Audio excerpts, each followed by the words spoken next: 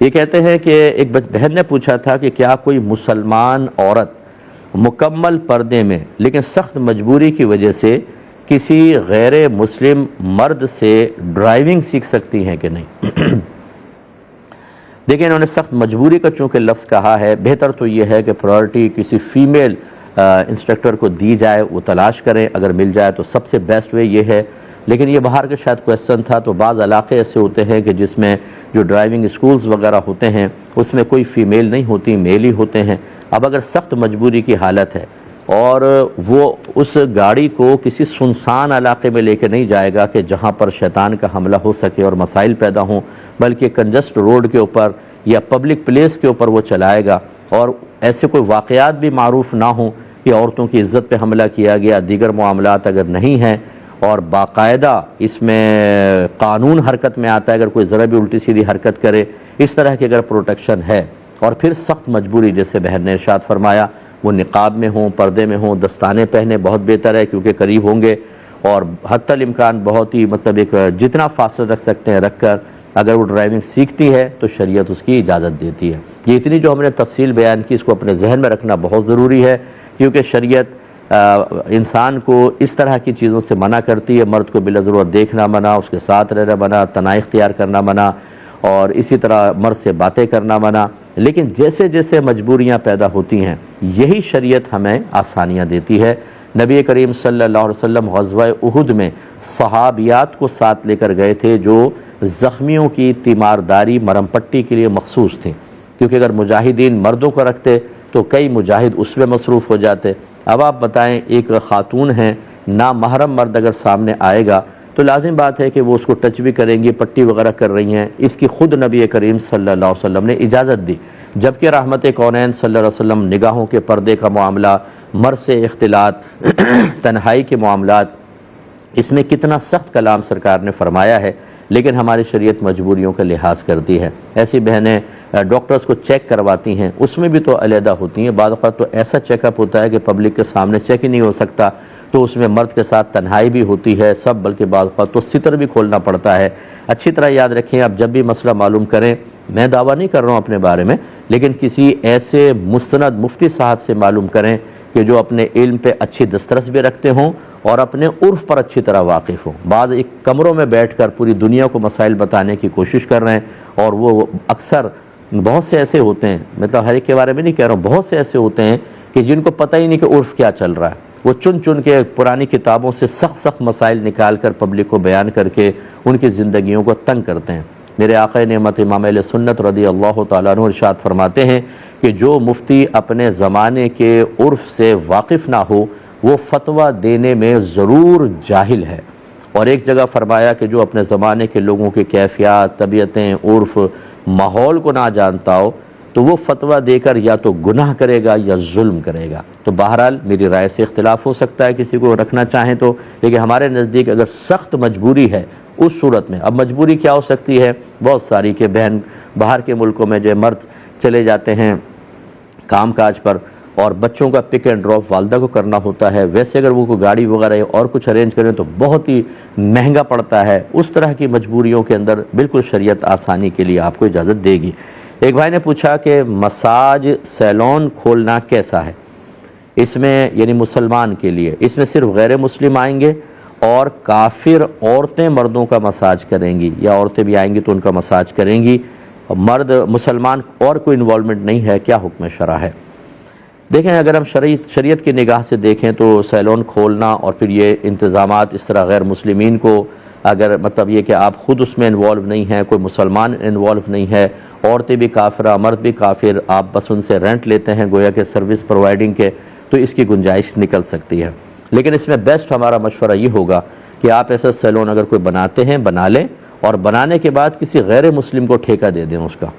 وہ پھر جانے اس کا کام جانے، آپ کو منتھلی زبردست قسم کا ایک رینٹ مل جائے گا، آپ وہ کرایہ لیں اور باقی پھر وہ جانے، ان کا کام جانے۔ بالکل آپ کر سکتے ہیں، کیونکہ فی نفسی اس میں کوئی مسلمان کے لیے تو کوئی گناہ کی صورت نہیں ہے، اور کافر جو ہے وہ جانے، اس کا کام جانے، کر سکتے ہیں آپ، اس کی گنجائش ہوگی۔ ایک مختصر سا وقفہ لیں گے، ہمیں یقین ہے آپ ہمارے ساتھ ہی رہیں گے۔ بسم اللہ الرحمن الرحیم۔ ایک بہن نے کویسچن کیا تھا کہ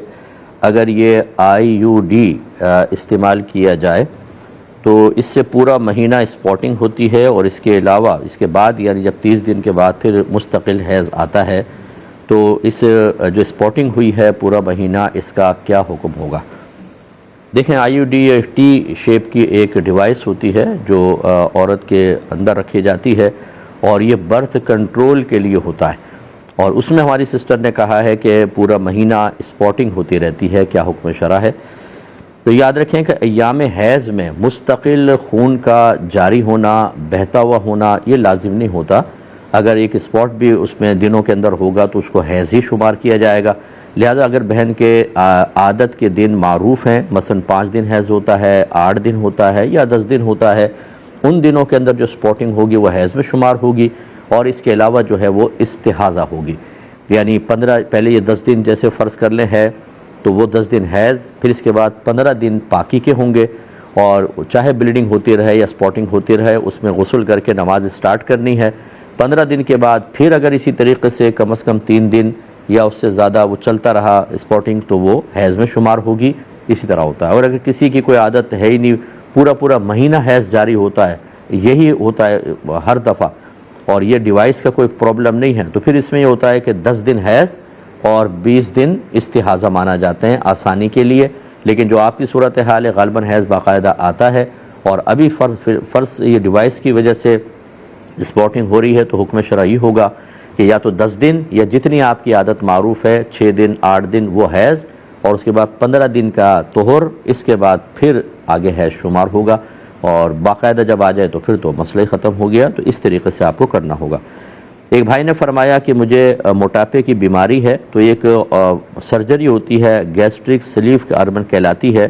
کیا یہ کرانا جائز ہے کہ نہیں؟ اس میں اسٹمک جو ہے وہ کٹ کرتے ہیں اور وہ باہر نکالا جاتا ہے، لیکن کہتے ہیں کہ اس کے بعد جو مجھے ڈاکٹرز نے بتایا کہ مزید پیچیدگیاں ہو سکتی ہیں، مثلا اس میں شوگر کے مسائل، ہائی بلڈ پریشر، ہارٹ فیل بھی ہو سکتا ہے، کڈنی فیل بھی ہو سکتی ہے، اسی طرح فیٹی لیور ٹرانسپلانٹ کی طرف بھی جایا جا سکتا ہے، یعنی یہ بھی ہو سکتا ہے۔ تو میں اس پروسیجر کو ڈن کروں یا نہ کروں؟ دیکھیں ہمارا تو مشورہ ہوگا کہ آپ کسی اور طریقے سے اپنے موٹاپے کو کنٹرول کریں۔ بعض اوقات یہ بیماری ہوتی ہے، تھوڑا سا بھی کھاتا ہے تو بس آدمی کا جسم بڑھنا شروع ہو جاتا ہے۔ اللہ تعالیٰ رحم فرمائے اور ایسی مشکلات سے نجات عطا فرمائے۔ لیکن جب معاملہ یہ ہو کہ آپ اگر جسم بڑھ رہا ہے، اتنا خطرناک نہیں، لیکن اس طرح کی سرجری کروانے کے بعد ڈاکٹر کہتے ہیں کہ اب جیسے کڈنی فیل ہو گئی، خدا نخواستہ ہارٹ فیل ہو گیا، یا پھر آپ کا جگر ہی ختم ہو گیا، تو یہ اور زیادہ پیچیدگیاں ہوں گی، اور پھر آدمی کہتا ہے یار پہلی حالت میں بہتر تھا۔ تو ایسا رسک ہرگز نہیں لینا چاہیے۔ جو بھی بھائی بہن اس قسم کی کوئی سرجری کروانا چاہیں جس کے سائیڈ ایفیکٹس یا اس کا رزلٹ بہت خطرناک ہو سکتا ہے اور کئی بیماریوں کا مجموعہ انسان بن جائے گا، اس کو ایوائڈ کر کے کوئی اور طریقہ اختیار کرنا چاہیے،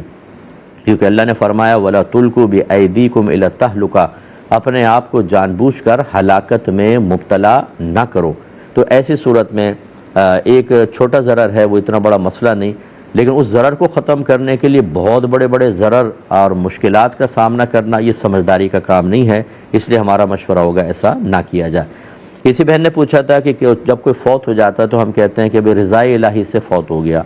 کبھی کو کہتے ہیں قضائے الہی سے فوت ہو گیا، کون سا لفظ کہنا چاہیے؟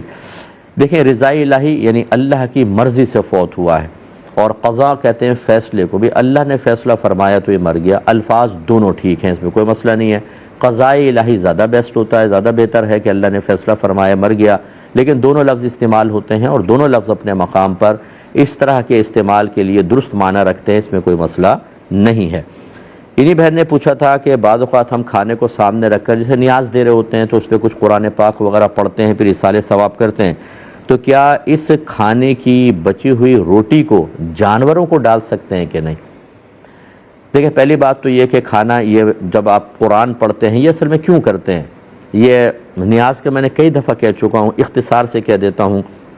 کہ بعض اوقات کھانا ایصال ثواب کے لیے بنایا جاتا ہے، عام آدمی کے لیے، کبھی بزرگوں کے لیے۔ عام آدمی کے لیے ہو تو اس کو فاتحہ کا نام دے دیتے ہیں، بزرگوں کے لیے ہو تو نظر و نیاز کا نام دے دیتے ہیں۔ اس میں بیسک کانسیپٹ یہ ہونا چاہیے کھانا صرف اللہ کے لیے بنے گا، اللہ ہی ثواب عطا فرمائے گا، اللہ کا ہی قرب مقصود ہوگا، بس اتنی نیت ہوگی کہ اللہ تعالیٰ اس کو قبول فرما کر ہمارا حسن ظن ہے کہ اجر و ثواب عطا فرمائے گا، اس کا ثواب ہم فلاں بزرگ کو ایصال کرتے ہیں، وہ گویا کہ اس ثواب میں شریک ہو جاتے ہیں، اور اس کا تصور حدیثوں نے دیا ہے، اس لیے ایصال ثواب کرنا بالکل جائز۔ اب یہ جو ہمارے ہاں طریقہ رائج ہے کہ تھوڑا سا کھانا سامنے رکھ کے قرآن پاک پڑھتے ہیں، یہ اصل میں کیوں ہوتا ہے کہ نبی کریم صلی اللہ علیہ وسلم نے جتنا کھانا بڑھانے کے معجزات دکھائے، اکثر ایسے ہوا کہ کھانا سامنے رکھا، پھر جو اللہ نے چاہا آپ نے پڑھا، اور وہ 10 آدمیوں کا کھانا 100 کو، اور بعضوں کا 4 آدمیوں کا کھانا 1000 کو پورا ہو گیا۔ تو وہ اس برکت کے لیے، اس سنت کی ادائیگی کے لیے، اس مشابہت کو اختیار کرنے کے لیے تھوڑا سا کھانا سامنے رکھ کر اور اس پر فاتحہ وغیرہ، یہ قرآن پاک وغیرہ پڑھا جاتا ہے۔ جب پڑھا جاتا ہے تو جیسے نبی کریم صلی اللہ علیہ وسلم کو اللہ نے کھانے میں برکت عطا فرمائی، ہمارا حسن ظن ہوتا ہے کہ ہم وہ مشابہت اختیار کر رہے ہیں، اللہ اس میں بھی کوئی نہ کوئی برکت پیدا فرمائے گا، گویا کہ ایک بابرکت کھانا ہو جاتا ہے۔ اور ایسے کھانے کو انسانوں کو کھلانا چاہیے، اتنا فالتو کیوں بنائیں کہ آپ وہ جانوروں تک پہنچے۔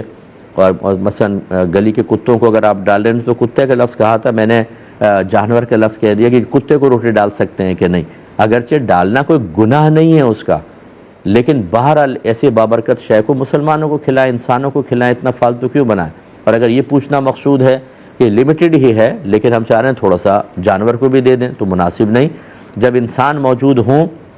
ان کو دیں، جانوروں کو ایسی چیز نہ دیں، انہیں اور کھانا دے دیں آپ، لیکن یہ بابرکت چیز مسلمان کو کھلانی چاہیے۔ لیکن اس تمام تفصیلات کے باوجود اگر کوئی اسی میں سے تھوڑا سا کھانا جانور کو ڈال دیتا ہے تو ہم گناہ نہیں کہیں گے، اس کو زیادہ سے زیادہ عرفاً یا شرعاً ایک بے ادبی تو کہہ سکتے ہیں، لیکن ایسی بے ادبی جو گناہگار نہیں کرواتی مناسب نہیں ہے، لیکن گناہگار نہیں ہوں گے۔